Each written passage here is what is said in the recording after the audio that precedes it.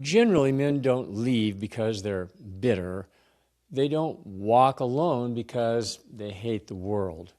They walk alone because they finally learned that peace costs too much to share with those who don't value it. Most men aren't hiding. They're not collapsing, and they're not licking their wounds. They've just chosen to walk alone, to live quietly, and to stay free. Not because they couldn't find love, and not because they fear intimacy, not because they're bitter, but because something in them said, this life right here is enough. And once they found that rhythm, they never felt the need to ask for anyone's permission again. Walking alone is not the same as being lonely. I've been there. I know. It's a big difference. It means waking up without scanning for messages, moving through the day without adjusting for someone else's chaos, letting your nervous system reset on your own terms. These men build lives that fit their energy. They eat when they're hungry. They sleep when they're tired. They read. They fix things. They walk trails. They hit the gym. Combined, all together, they don't need applause. They don't need rescuing. They don't need to be chosen. They already chose.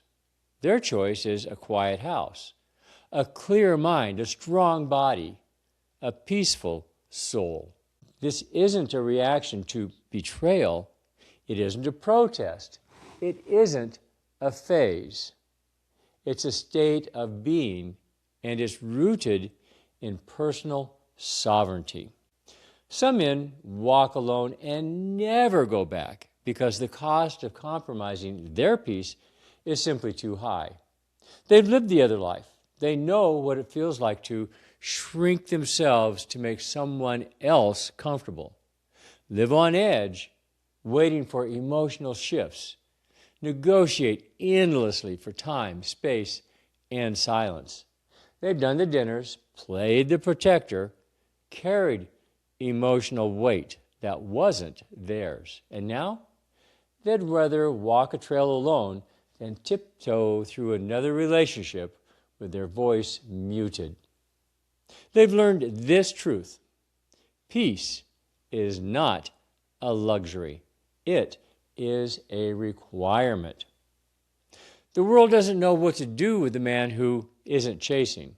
If he's not chasing wealth, he's lazy. If he's not chasing women, he's bitter. If he's not chasing legacy, he's selfish. But what if he's not chasing because he has already arrived? These men don't debate, they don't defend, they don't recruit.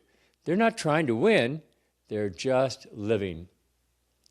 They build their routines from scratch, morning silence, afternoon walk maybe, evening walks, simple meals.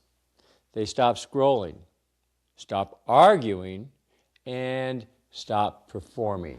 And they start listening to the wind, to their own bodies, to their own inner voice, which is now finally loud enough to hear.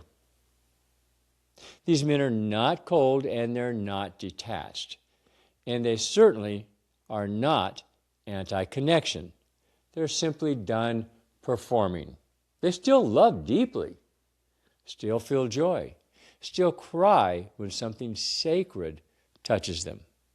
But they no longer outsource identity, no longer barter peace for affection, no longer fear misunderstanding. Their life fits. Their peace holds. They may welcome company, but they don't need it, and that is a huge difference. Some men are meant to rebuild love. I'm one of those guys. Others are meant to rebuild themselves, and that work doesn't always happen in a shared space. It happens in quiet evenings in steady routines, in the silence of knowing you no longer need to be chosen because you choose yourself. These men are not waiting, aren't punishing the world, aren't posturing.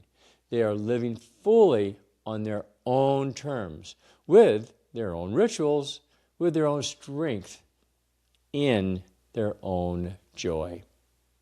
And when you meet one of these guys, don't pity him. Know this, you're standing in the presence of someone who walked through the fire and found freedom on the other side. So imagine a man sitting by a campfire, not speaking, not scrolling, just watching the flames. That man symbolically represents this whole path. If you choose this path, this sovereign, steady, silent path, you are not broken, not alone. You are still standing, still clear, and still free. And that is something worth honoring.